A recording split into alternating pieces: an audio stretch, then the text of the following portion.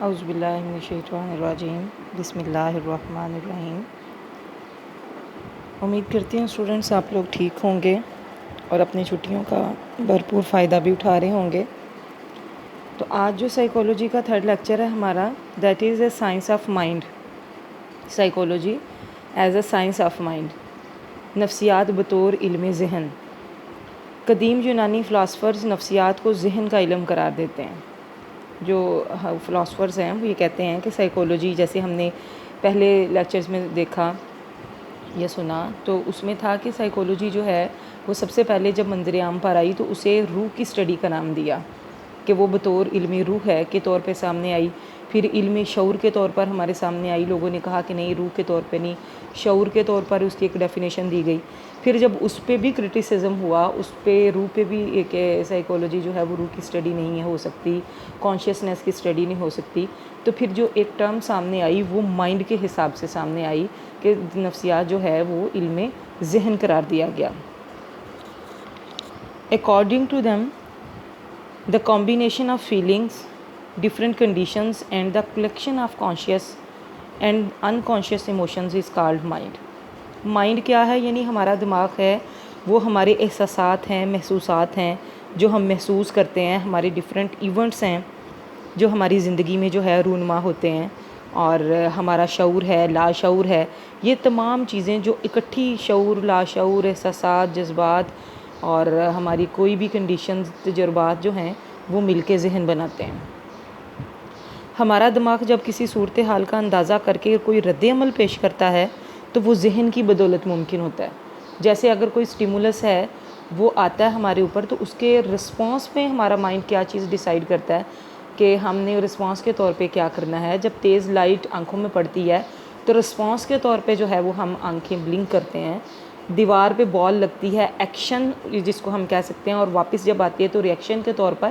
اسی طرح سے جب ہماری باڈی کے اوپر کوئی سٹیمولس جو ہے وہ اثر انداز ہوتا ہے تو اس کے ریئیکشن کے طور پر باڈی کوئی بیہیویئر یا رسپانس جو ہے وہ شو کرتی ہے، تو وہ والا جو رسپانس ہوتا ہے وہ مائنڈ کی بدولت جو ہے وہ سامنے آتا ہے۔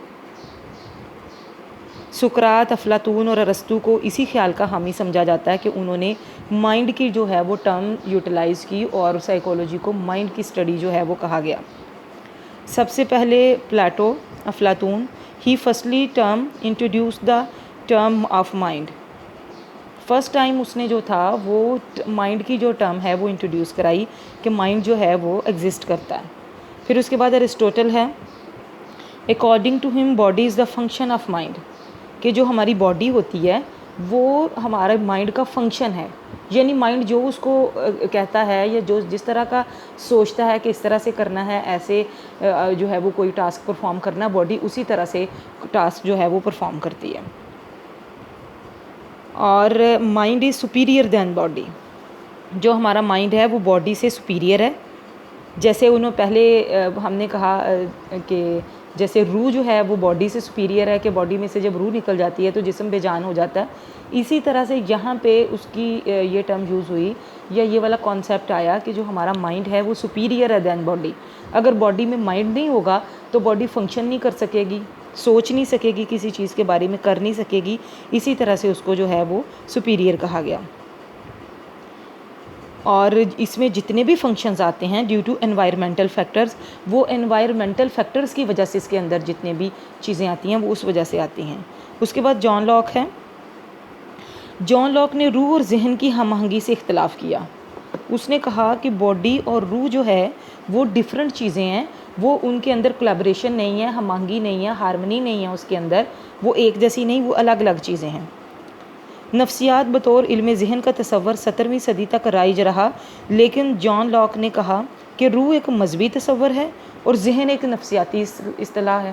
اس نے کہا کہ جو روح کا کانسیپٹ ہے وہ ہمارا مذہب جو ہے وہ پیش کرتا ہے کہ مذہبی کانسیپٹ ہے جو روح کا کانسیپٹ ہے، اس وجہ سے وہ ایک الگ چیز ہے، لیکن جو ہمارا مائنڈ ہے یہ ہمارا مذہبی نہیں ہے، یہ ہمارا سائیکولوجیکل کانسیپٹ ہے۔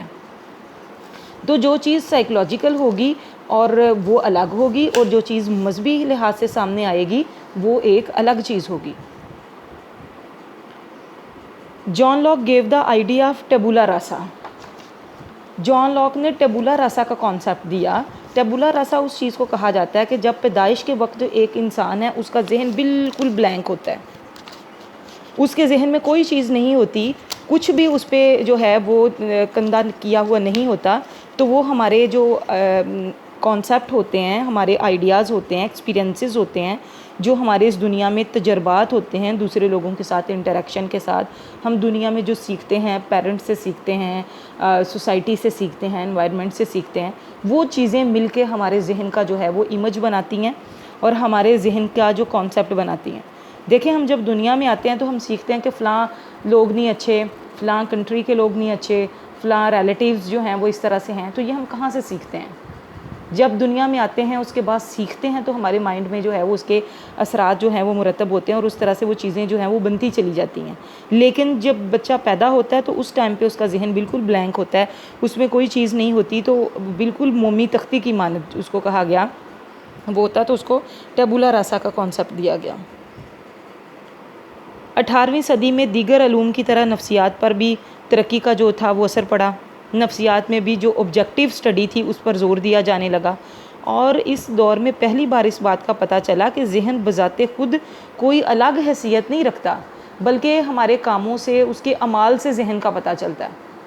جیسے ہم کہتے ہیں برین ہے، برین تو گوشت پوست کا بنا ہوا ایک مطلب ہم مٹیریل ہمارے پاس موجود ہوتا ہے جس کو ہم کہہ سکتے ہیں کہ جی یہ برین ہے، لیکن مائنڈ کا ہمارے پاس کوئی وجود نہیں ہوتا، لیکن جو ہمارے رد عمال ہوتے ہیں، ریئیکشنز ہوتے ہیں، کام ہوتے ہیں، سوچیں ہوتی ہیں، بیہیویئرز کو جو متعین کرتا ہے چیزیں، اس سے پتہ چلتا ہے کہ مائنڈ جو ہے وہ ایگزسٹ کرتا ہے۔ نفسیات کی پہلی تجربہ گاہ کے قیام تک بھی نفسیات کو علم ذہن قرار دیا جاتا رہا۔ نفسیات کی پہلی جو باقاعدہ تجربہ گاہ ہے وہ 1879 میں جو تھا وہ ولیم وونٹ نے جرمنی میں لپزنگ کے مقام پر جو تھی وہ قائم کی تھی، لیکن اس وقت تک جو تھا اس کو علم ذہن ہی جو ہے وہ قرار دیا جاتا رہا۔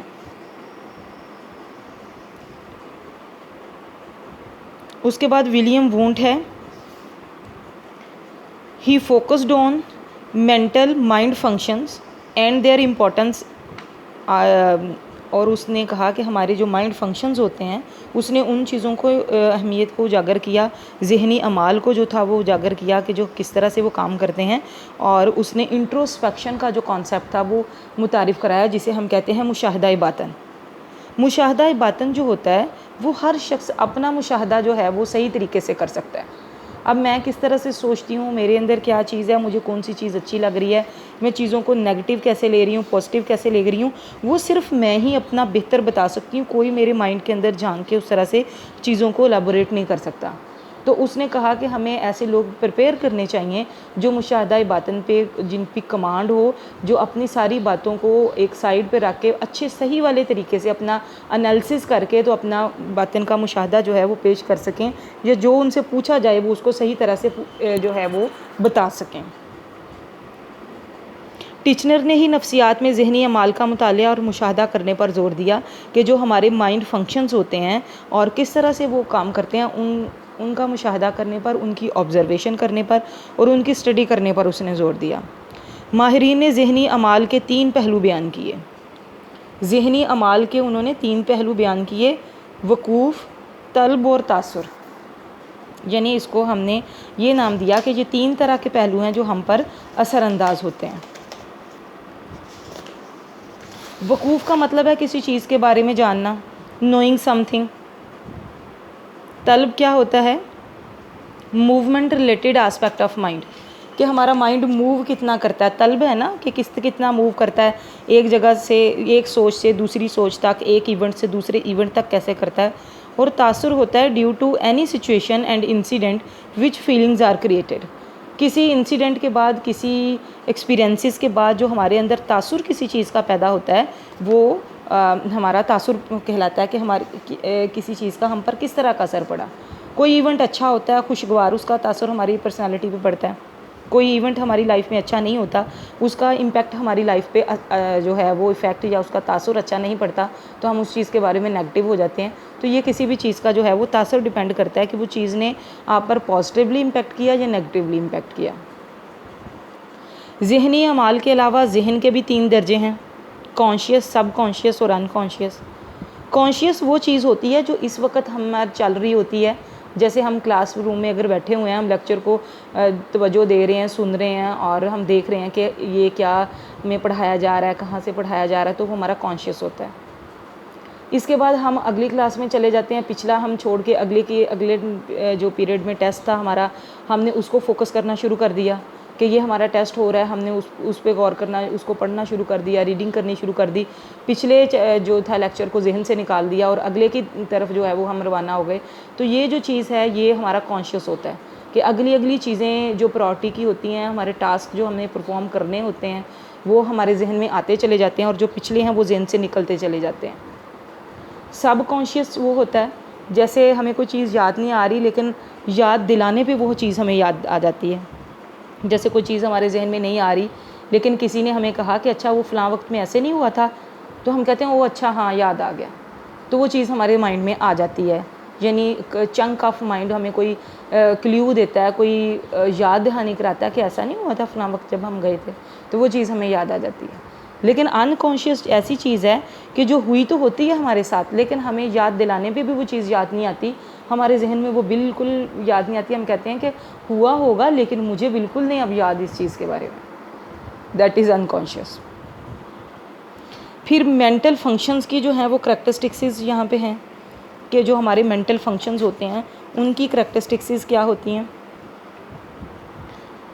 پھر ہے سب سے پہلے کہ جو ہمارا ذہن ہوتا ہے مائنڈ از ایکٹیو, یعنی ذہن فعال ہوتا ہے, and tolerate every kind of experiences, اور ہر طرح کے تجربات کو قبول کرتا ہے. ہمارا جو ذہن ہوتا ہے وہ ایک ایکٹیو اینٹی ہے, ایک فعال جو ہے وہ کریکٹرسٹکس ہے, اور ہر طرح کے تجربات کو جو ہے وہ قبول کرتا ہے. Mind is continuous, past present and future are in continuous form. ذہن میں جو ہے وہ ایک تسلسل پایا جاتا ہے. یہ نہیں ہوتا کہ ذہن نے کبھی ماضی کے بارے میں سوچنا شروع کر دیا, کبھی ایک چنک جو ہے وہ حال کے بارے میں ہے اور ایک فیوچر کے بارے میں, ایسا نہیں ہوتا. ذہن میں تسلسل پایا جاتا ہے, ماضی, حال اور مستقبل کے تجربات جو ہوتے ہیں وہ ایک کنٹینیوس فارم میں, تسلسل کی فارم میں ہمارے ذہن میں موجود ہوتے ہیں. اور یہ تسلسل صرف حادثے یا ذہنی بیماری کی صورت میں ٹوٹتا ہے. یعنی اگر کوئی حادثہ ہو گیا, برین انجری ہو گئی, کوئی چوٹ لگ گئی اور سر پہ چوٹ لگ گئی یا کچھ اس طرح کا ہو گیا ایونٹ جس کی وجہ سے ہمارے دماغ سے کچھ چیزیں نکل جائیں اور ہمیں یاد نہ رہیں, تو اس صورت میں یہ تسلسل ٹوٹتا ہے, ادروائز یہ قائم رہتا ہے. Mind functions are different for every person. ذہنی اعمال ہر شخص کے ذاتی اور انفرادی ہوتے ہیں. کوئی شخص کسی چیز کو نیگیٹو لیتا ہے, کوئی چھوٹی سے چھوٹی بات کو بھی اگنور کرتا ہے لیکن بڑی چیزوں پہ ریئیکٹ کرتا ہے, کوئی ان چیزوں پہ بھی ریئیکٹ نہیں کرتا. تو یہ ہر شخص کا جو ذہنی اعمال ہے وہ ذاتی ہیں, انفرادی ہیں, اور ہر فرد اپنے ذہنی اعمال کو بہتر طور پر خود بیان کر سکتا ہے. ظاہر ہے جو اس کی اپنی ذاتی فیلنگز ہیں, ذاتی احساسات ہیں, وہ اس کے بارے میں خود بتا سکتا ہے, کوئی اور اس کے بارے میں نہیں کر سکتا.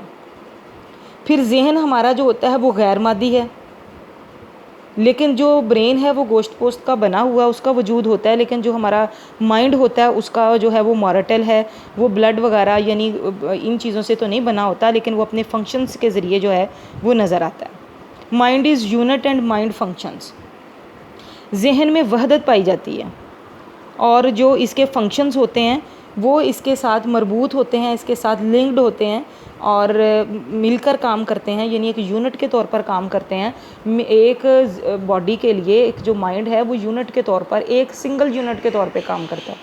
یہ نہیں ہوتا کہ ایک چیز ادھر کو سوچ رہی ہے دوسری چیز ادھر کو سوچ رہی ہے, ایسا نہیں. ایک مکمل ایک ہم آہنگ ہو کر جو ہے وہ ہمارے سوچیں, ارادہ, احساسات جو ہیں وہ مل کر جو ہے وہ کام کرتے ہیں. اور اس پہ بھی وہی کرٹیسزم ہوا جو ہمارے جو ہے سائیکالوجی ایز جو ہے سائنس آف سول اور psychology as a science of consciousness پہ ہوا تھا کہ ہم اس کو دیکھ نہیں سکتے, پرڈکٹ نہیں کر سکتے, اس کے بارے میں سوچ نہیں سکتے, اور اس کو سائنس کے طور پہ ہم ثابت نہیں کر سکتے. تو اور بچوں کا جو ہے وہ کس طرح سے ان کو فیلنگز اپنی بتانی نہیں آتی, ایکسپریس نہیں کرنی آتی, جس کی وجہ سے ہم یہ نہیں پتہ چل سکتا کہ وہ کیا سوچتے ہیں. اور جو ذہنی مریض ہوتے ہیں وہ اس کے بارے میں نہیں سوچ سکتے. اور ذہن جو ہے وہ بھی غیر مادی ہے, اس کو چھوا نہیں جا سکتا, اس کا براہ راست اس کا مشاہدہ نہیں کیا جا سکتا. اس کا تعلق جو ہوتا ہے وہ ہماری انٹرنل کنڈیشن سے ہوتا ہے. ہم اس کو جو ہے وہ کسی چیز کے سامنے ایکسپریس نہیں کر سکتے, اس کی پڑتال نہیں کی جا سکتی. اور جو ذہنی اعمال شعور اور لاشعور ہے وہ ہمارے ذہن میں ہی نہیں آتا. اس کو ہم کس طرح سے بتائیں گے؟ ایک چیز جو ہمارے ذہن میں موجود نہیں ہے، ہمیں یاد نہیں ہے، اس کے بارے میں ہم کس طرح سے بتائیں گے؟ تو یہ جو چیزیں ہیں اس طرح سے کر کے تو ان اعتراضات کے باعث نفسیات کو صرف ذہنی یا ذہنی اعمال کی سائنس کہنا جو ہے وہ بھی ٹھیک نہیں ہے۔